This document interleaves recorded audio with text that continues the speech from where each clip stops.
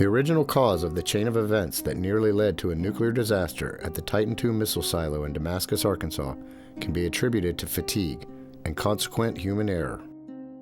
The airmen assigned to perform the fuel pressure check on the Stage 2 booster had been on duty since 7 a.m., but were unable to start their work until 6:30 p.m. due to a malfunctioning hydraulic lift on the platform used to service the missile. They were assigned to other duties while the hydraulic lift was being repaired, and had put in a full day of work before starting on their assigned duties. It would have been at least 10 p.m. before they could have returned home for the day. Once inside the secure silo area of the Titan II complex, they realized they had the wrong wrench to remove the cap on the oxidizer tank on Stage 2 of the missile. But instead of contacting superiors, or removing their suits and going back outside the area to retrieve the proper wrench, an airman remembered an old wrench which was the correct size, but was supposed to have been discarded. Instead, the wrench was being used as a doorstop in the immediate area. The airman attempted to use the old doorstop wrench in order to save time, a fatal and near catastrophic mistake. He attached the 8 3/4 pound socket to the faulty wrench. It failed to secure properly and broke through the rubber skirting around the work platform designed to prevent accidents such as this from occurring.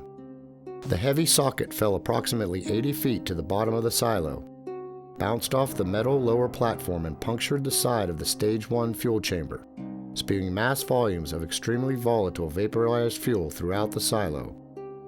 The airmen evacuated the silo immediately, and a perimeter was established outside the area while the situation was evaluated. Missile manufacturer Martin Marietta advised Air Force Strategic Air Command that due to the volatile vapors inside the silo, to evacuate the area and ride it out. But with a 9.5 megaton warhead sitting on top of the missile, 700 times more powerful than the Hiroshima bomb, SAC concluded they could not just let the missile explode and hope the warhead fail-safes worked as intended. Nothing of this magnitude had ever occurred before. 2 other airmen were suited in the Revco protective gear and sent back into the silo to check the readings on the vapor analysis panel. The situation was much more grave than SAC had hoped. The airmen were unable to even read the panel for the amount of volatile fuel vapor inside the silo.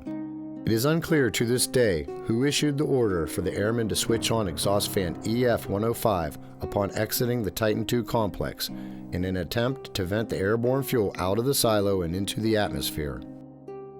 This interacted with the vapors that were in the equipment area in the long silo and caused this minor explosion. When this explosion occurred, it propagated into the silo and burst the nitrogen tetroxide tank of oxidizer.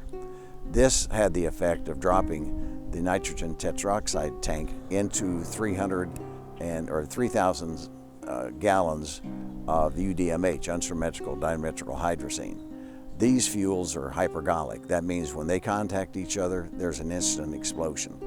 And so when that occurred, the silo door, 750-ton door, was blown off the silo, and the missile came up, hit the bottom of the silo door, and the nuclear weapon ricocheted off the bottom of the silo door and landed a few hundred yards, approximately 300 yards, from the silo itself.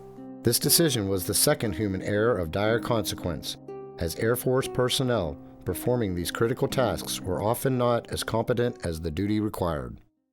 We had trouble getting qualified people because, first of all, the